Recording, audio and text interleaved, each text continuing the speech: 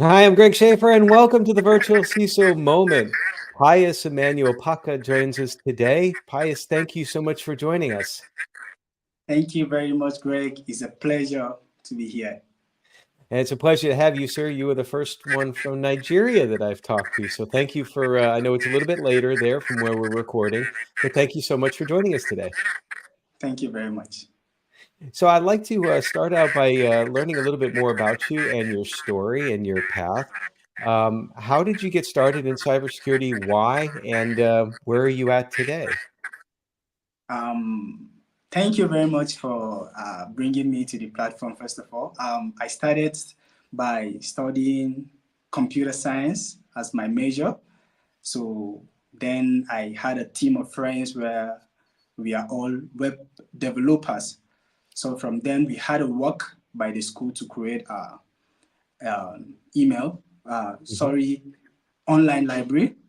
So we had issues to deploy that, which any student could access. So that was when I decided to, I don't know anything about networking, so let me go and learn about networking.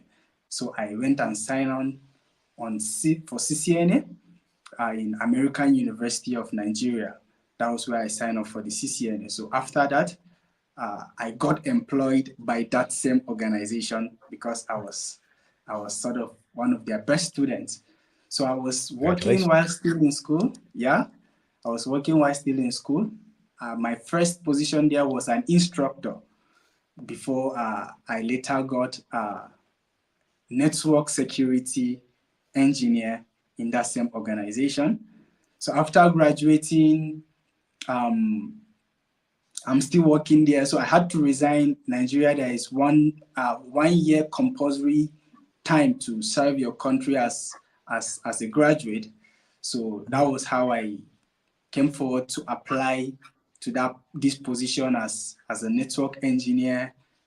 Then in an organization here, but I couldn't get it. But later on, I saw a listing in Army War College as malware.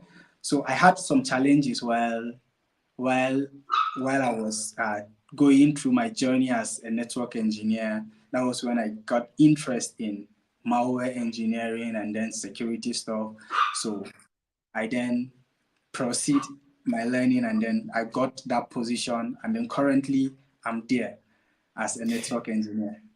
So I think you said along your path that you had to serve a year in the in was it in the armed forces?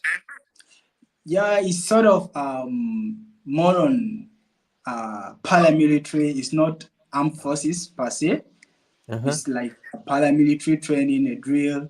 So after that training, 3 weeks training, you are to serve for a year in your community. I like that. I like that a Yeah. lot because that gives you a little bit more, I would imagine, interest in making sure that your country is on the right track and secure. You actually have served your country as opposed to just taking from your country. Did you get sort of that feeling? Yes, yes, exactly. So, and you had a similar path to what I had because I started out in networking and then ended up in security. And you're currently a malware engineer. Can you explain a little bit what a malware engineer does? Um, yeah, first of all, my role, I applied as a malware engineer, but I do more on malware analysis, Mhm. whereby when a malware is dictated in a network, you are to investigate the malware. You're just like an investigator trying to see the effects caused by the malware, the data breached by the malware, Mhm. what data did the malware steal, or which um, place, or should I say, which server is the malware communicating to? That's basically what we do to dig out and see, find insight on how the malware function and then how it spread into the network. It's fascinating stuff. I never really got that much into the whole malware um, forensics, if you will. But I know that Yeah. malware can be a significant problem for small and mid-sized businesses, particularly since sometimes it's hard for them to recognize when they've been hit with malware.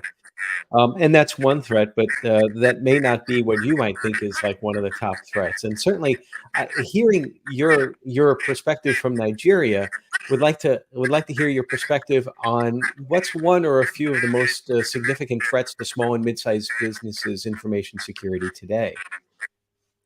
Well, majorly, I would say it's phishing and social engineering, because Mm-hmm.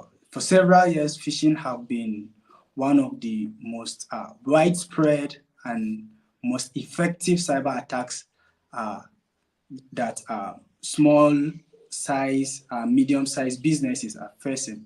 So statistically, I think roughly 81% of organizations around the world, not even in Nigeria alone, have seen increase in phishing attack since 2020 rather, since the pandemic.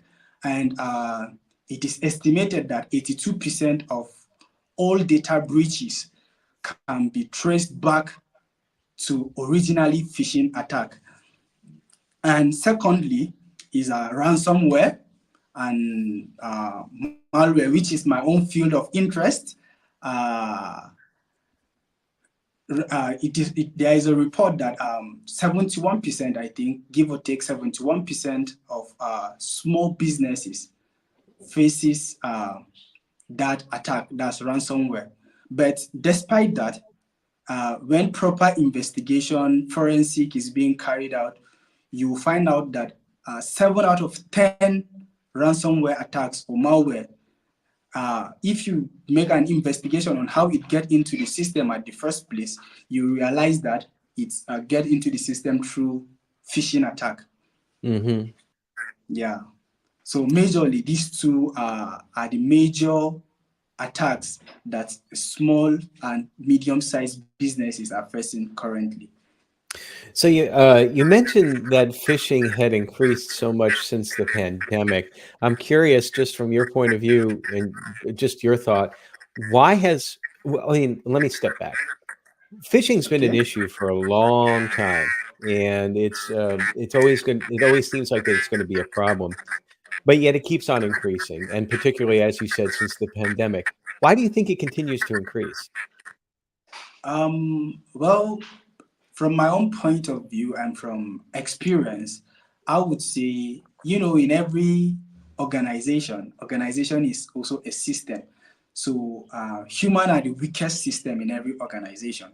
And then it keeps improving because we get phishing attack is basically an attack on the employees, on the humans that are in the organization. So you cannot, humans are not robots at the first place, so we are emotional No. beings. So I can be able to intrude or to convince a human on getting some information than even breaking into a system. So as a criminal, I will go for what is easier, isn't it? So that's the more reason why they've always been improving their campaigns. They've always been, there's this hike.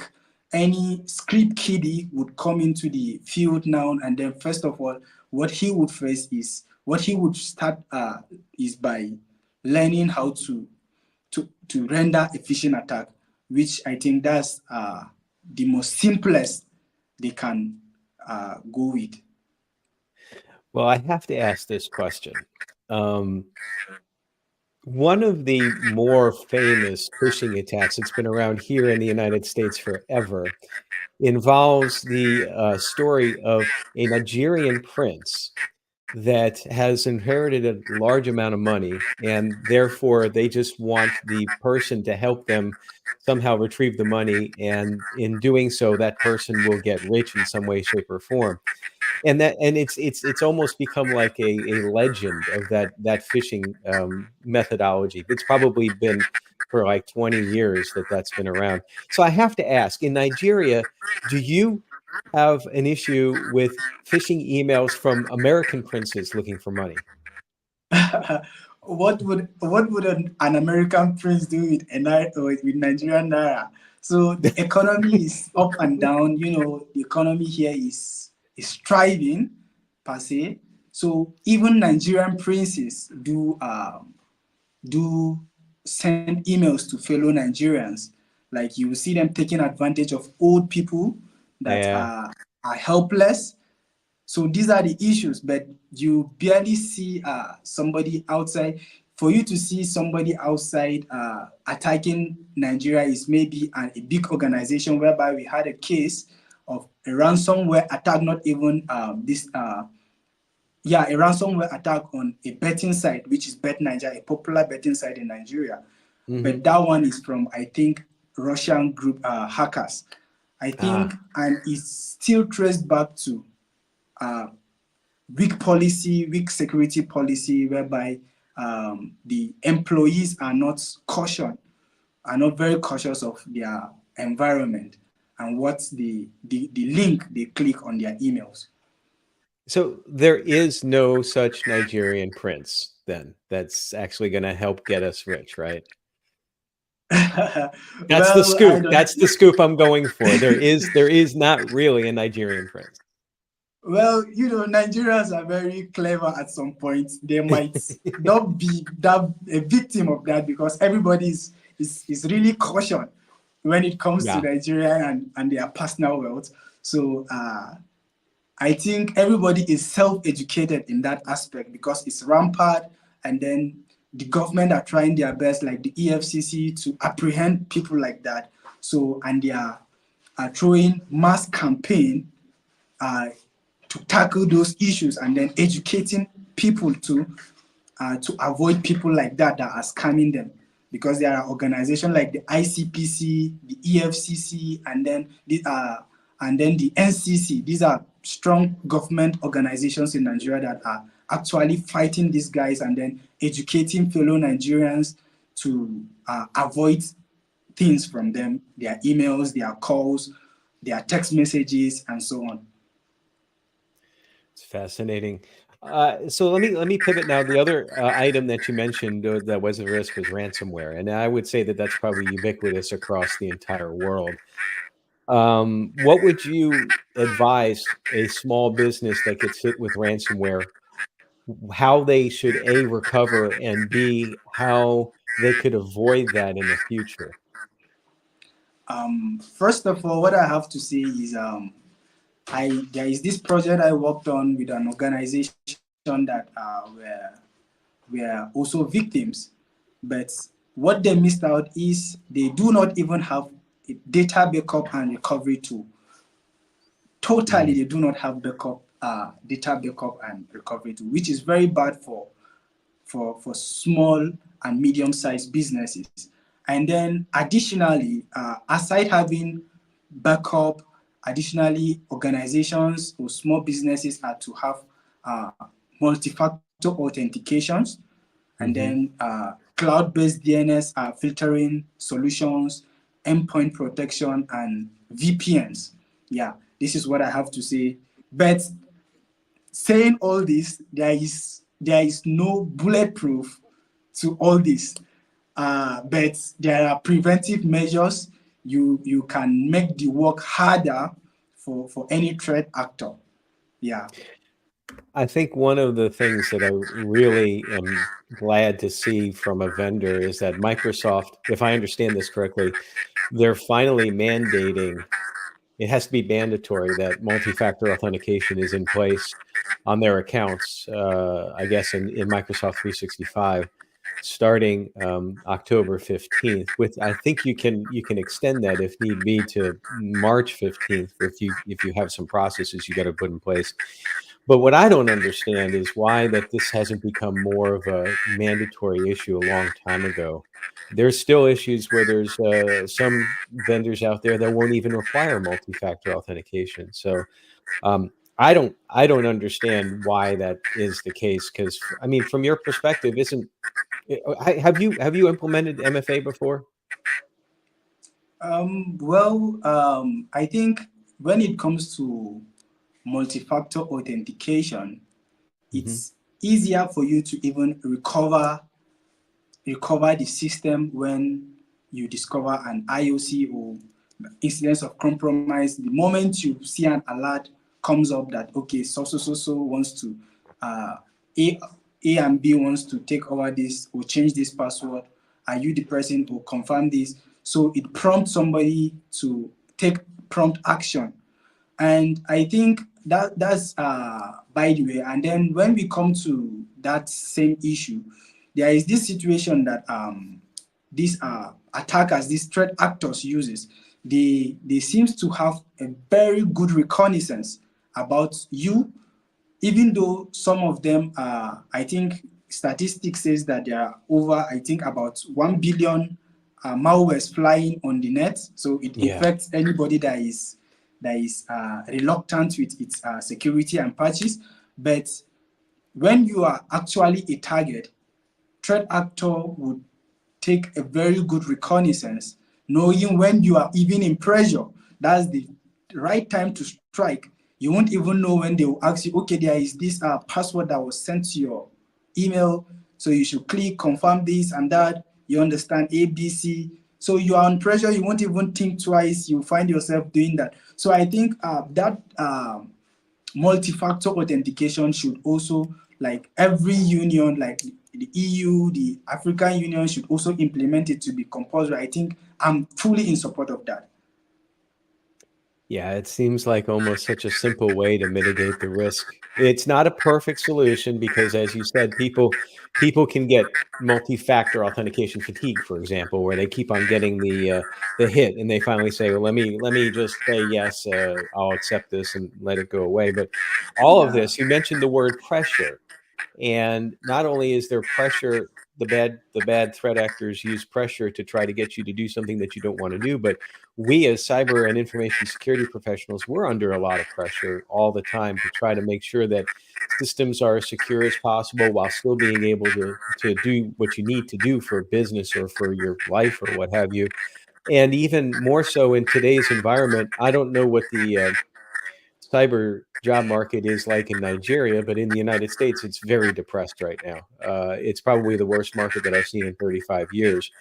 So trying to find gainful employment is also very stressful for folks, and some people are having some issues with it. So I always try to encourage people to step away from the stress and find something that you do to, as I use the word, decompress, to just take care of the stress, but in a positive way. Pius, what's one of the things that you do, or a couple of things that you do to decompress from the stresses of cybersecurity?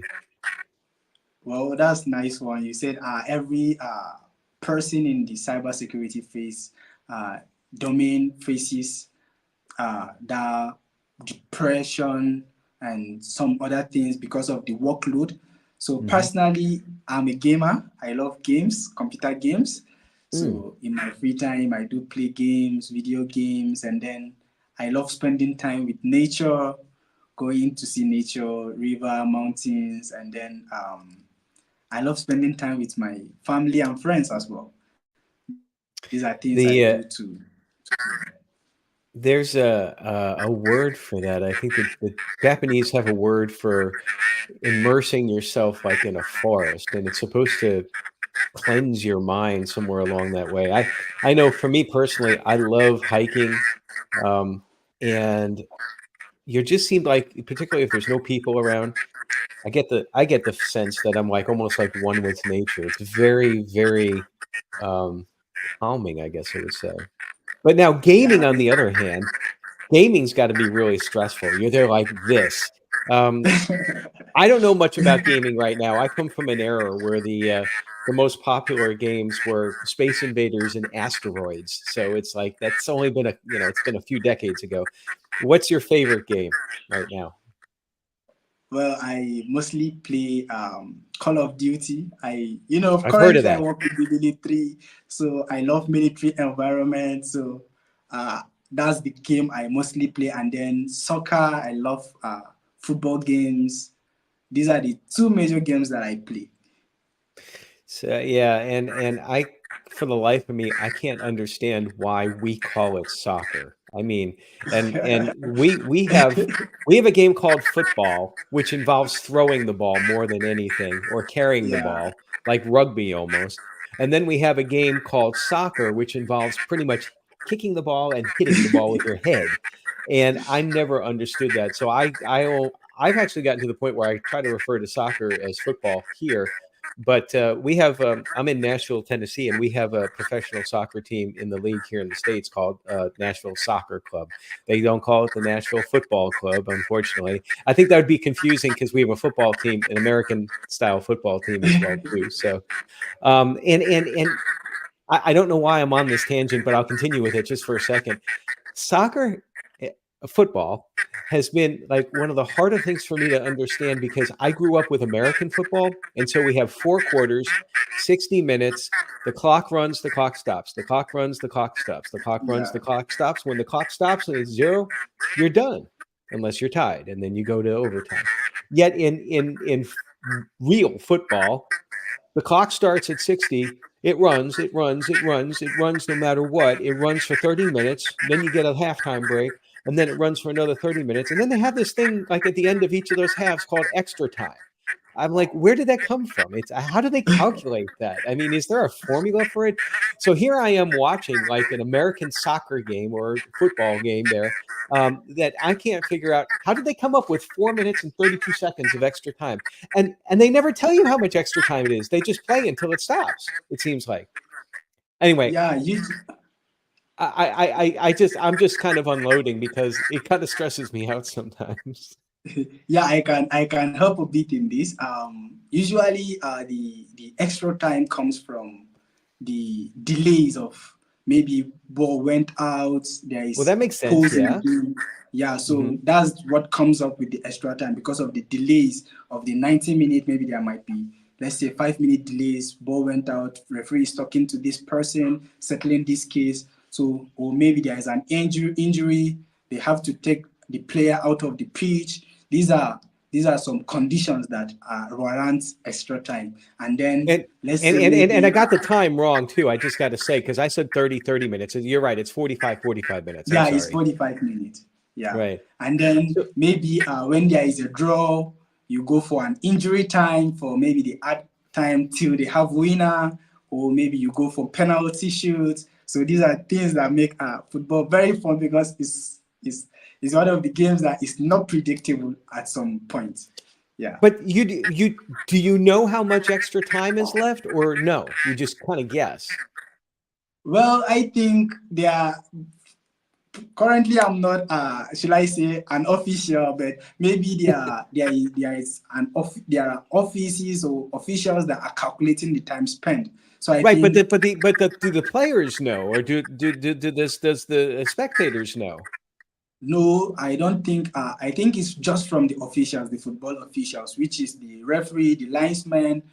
These are the set of people that knows the time to be added. Well, that makes me feel better because the last time I've only been to one Nashville Soccer Club game thus far, and I'm looking around the scoreboard and everything. It's like, how much time is left? How much time is left? Because in an American football game, you got 42.8 seconds left. And of course, in 42.8 seconds might take like a total of like 10 minutes to play because of the way that we do things. It's like, they set, the whistle blows, they run the ball for 3 seconds, then timeout or something like that, or they throw an incomplete pass. So I appreciate the extra time, if you will, about learning me a little bit on the intricacies of the rules of real football. But got to ask you about what your future plans are. What's are you planning to continue in your security career? Do you have a certain goal, or do you plan to become a professional football player, or what's some of your goals? No, I don't see myself in any football pitch played, but in my future endeavors, I would like to, let's say, roughly because my contract is going to be terminated by next year, January will expire. So I would like to explore more, and then the cyberspace here in Nigeria is not favorable for especially malware analysts and malware engineers, because you barely see any job listing for malware analysts, which makes it difficult. So I think I'm just making plans on going out, maybe to even the US and then go to Europe, and then to further my education, masters, just do research pertaining security, because I think we need to catch these bad guys and make the world a better place, make the internet a better place for everyone. So that's one of my driving passion. And then step by step, I'm going there. But hopefully by next year, I'll be planning on maybe going on to study in the US or so, but to further my education and then to follow full career in cyberspace.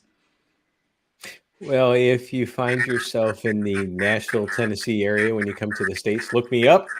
Maybe we can kick one of those soccer footballs around a little bit. No problem. Well, I'm going to check you up.